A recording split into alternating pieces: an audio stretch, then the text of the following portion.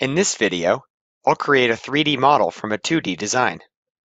I'll start with this 2D drawing, showing the top, front, and right side views of a coffee mug. Before I get started, I'll select the 3D modeling workspace. This gives me easy access to the most commonly used 3D modeling tools. Now I have the solid, surface, and mesh tabs available on the ribbon. For this video, I'll use tools available from the Home tab.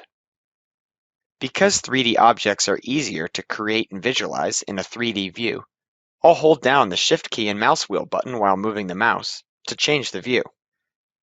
I could also change the view using the view cube.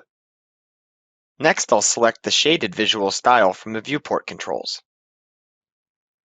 I'll extrude the 2D base of the mug, giving it a height of 3.8 to create a 3D cylinder for the body of the mug. Now I'll create a circle and give it a radius of 1.5. Next, I'll use press pull to create the interior of the mug, giving it a depth of 3.5. Notice how press pull subtracts the center of the cylinder.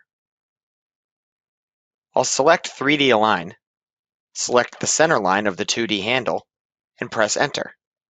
I'm going to copy and align the 2D handle to the 3D mug. I'll select two base points along the center line of the 2D mug. I'll press Enter to continue through the third base point.